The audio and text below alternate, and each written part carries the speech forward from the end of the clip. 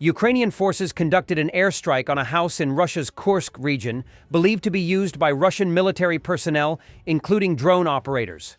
The strike was carried out using a MiG-29 fighter jet equipped with a French AASM Hammer precision-guided bomb.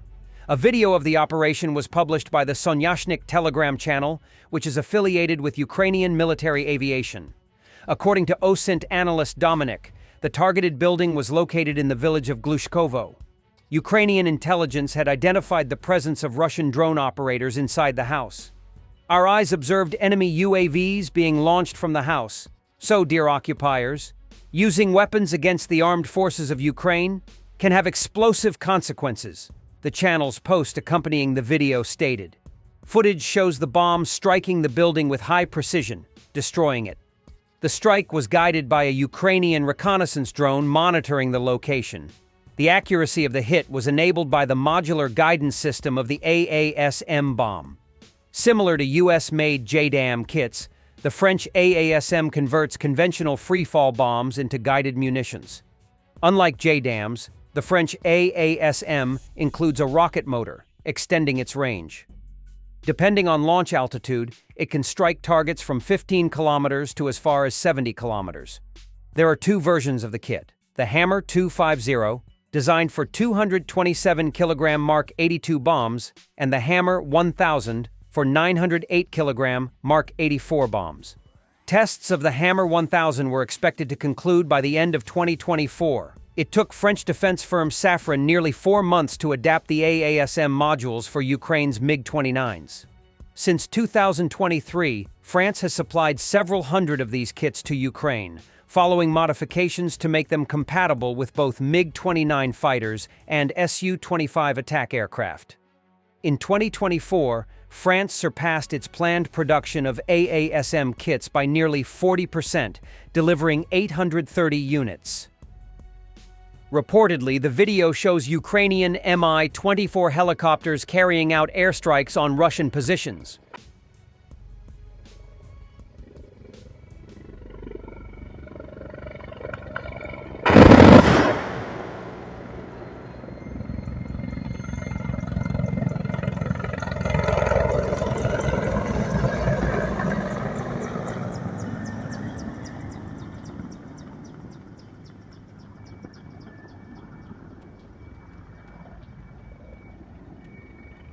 We can see that these helicopters are flying very low and using flares, which suggests they are employing unguided weapons.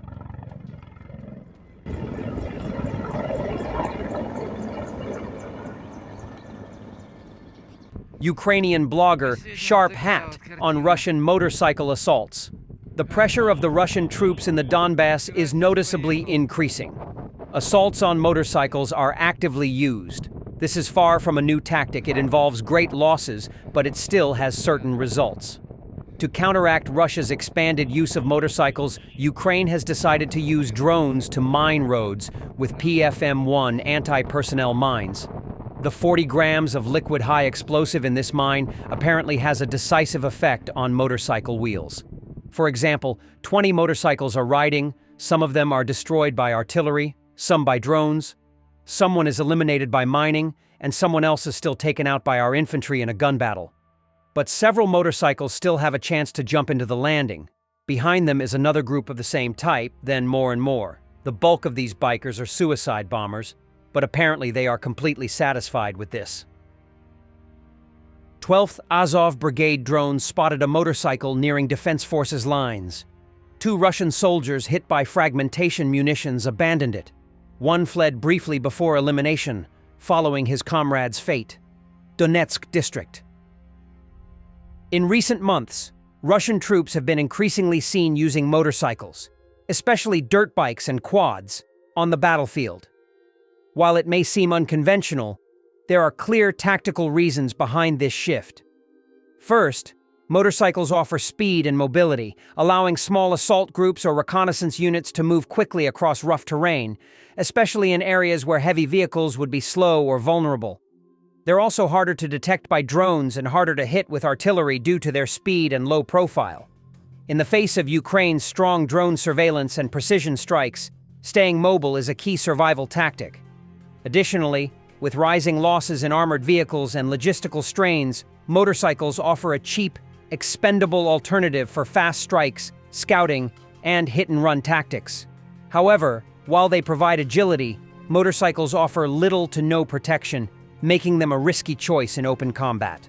Still, for Russia's light infantry and irregular units, they've become a tool of speed and surprise in an increasingly high-tech, high-risk battlefield.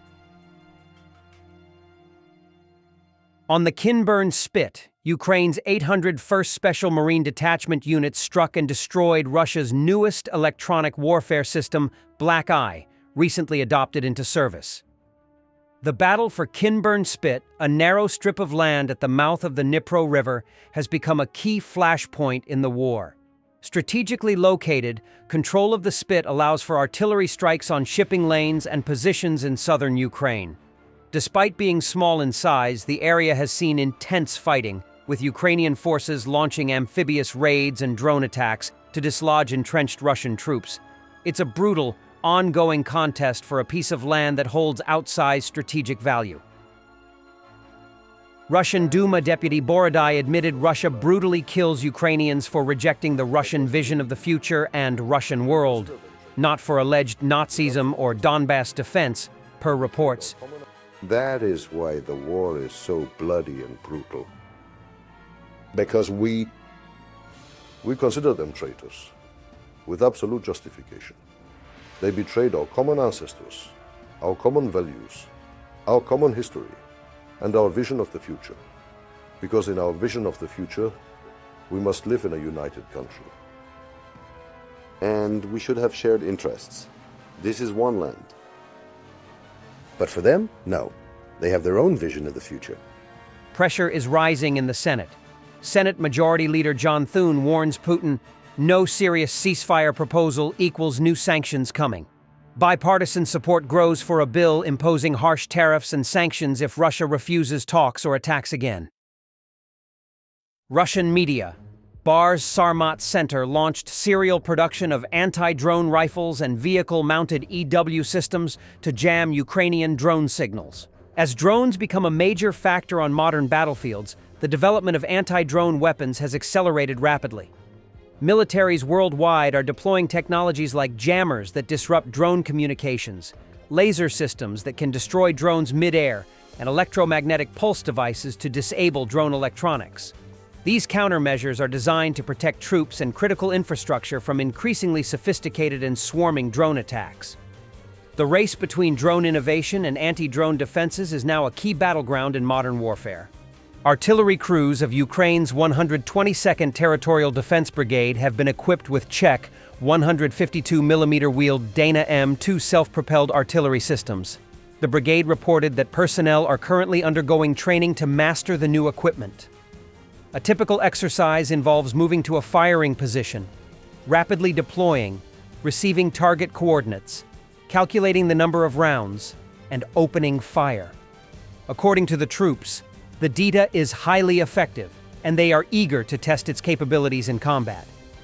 The Dana M2 is a modernized version of the Czechoslovak SKH version 77 Dana howitzer, developed by the Czech defense firm Excalibur Army. The Czechoslovak SKH version 77 Dana howitzer itself was developed in former Czechoslovakia in the 1970s. The new self-propelled howitzer features an upgraded cabin and a modern fire control system. It includes an automated firing mode, allowing the commander to enter target data directly. The artillery system is built on the Tatra 815 VP31M chassis with an 8x8 wheel configuration. According to the manufacturer, the maximum firing range is between 20 and 25.5 kilometers, depending on the type of ammunition used. Before Russia's full-scale invasion, Ukraine had considered acquiring these howitzers. The manufacturer previously reported the production of 26 Dana M2 self-propelled guns for Ukraine.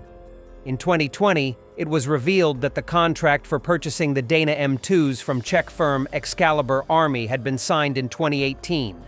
The decision by the Ukrainian military followed an assessment and comparison of available artillery systems of this type and their compliance with modern technical requirements, conducted by specialists from the Ministry of Defense and the General Staff of the Armed Forces of Ukraine. The White House is weighing the possibility of reducing the U.S. military presence in South Korea, a move that has prompted cautionary notes from military leaders due to potential security implications. According to the Wall Street Journal, which cites sources within the Department of Defense, the Pentagon is drafting a plan that could see around 4,500 troops redeployed from South Korea to other locations across the Indo-Pacific region. At present, approximately 28,500 U.S. troops are stationed in South Korea. At this stage, it is just one of several proposals currently under discussion by senior officials responsible for reviewing U.S. security policy in the Asia-Pacific region. The report notes that the idea of reducing the American military presence in South Korea originated with Donald Trump, who was concerned about the issue during his first presidential term. Last month, top commanders overseeing U.S. forces in Asia warned that reducing the troop presence could undermine the United States' ability to respond to threats from North Korea and other potential conflicts, including those involving China and Russia in the Northeast Asia region. U.S. Army General Xavier Brunson, commander of U.S. Forces Korea, voiced his opposition to the reduction during a congressional hearing, stating, "A decrease in force numbers is problematic."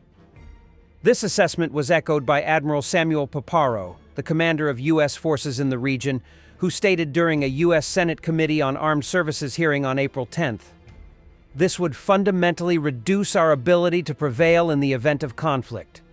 The report adds, citing U.S. officials, that no decision on troop numbers will be made until there is greater clarity on the future course of the war in Ukraine and the Biden administration's policy regarding military support for Kiev. The U.S. military presence in the region has long been viewed as a key deterrent against a potential new war on the Korean Peninsula, as well as a check on China's aggressive posture. Beijing claims a large portion of the South China Sea and has threatened to assert control over Taiwan. A troop reduction could raise concerns among American allies. However, redeploying forces from the Korean Peninsula without withdrawing them from the region entirely might ease Pentagon worries. Guam is being considered as a new strategic hub for U.S. forces, close enough to regional flashpoints, yet more difficult for Chinese forces to reach. Elbridge Colby, former Deputy Assistant Secretary of Defense for Strategy and Force Development, has long advocated for South Korea to take more responsibility for its own defense. This, he argues, would allow the U.S. to allocate more resources toward countering China, while still maintaining the capability to defend Seoul, if necessary, even with nuclear weapons. "I do not support a withdrawal of troops from South Korea, as I have stated repeatedly," Colby wrote on the social media platform X last year, prior to his appointment at the Pentagon. "I support a restructuring of U.S. forces in the Republic of Korea to focus on China, while South Korea assumes the primary responsibility for defense against North Korea." In response to China's military buildup, the Pentagon in recent years has been shifting more equipment into the region, stepping up multilateral exercises with allies, and deploying new mobile units capable of quickly moving from island to island. Thanks for watching, and don't forget to subscribe. Also, if you want to support Warthog Defense, please become our member and get early access to new videos, exclusive members-only videos, and become administrator in comment section. The membership link is in the description. Every day. We had a guy last week at 6 rescues in 6 days. He's doing the job every day.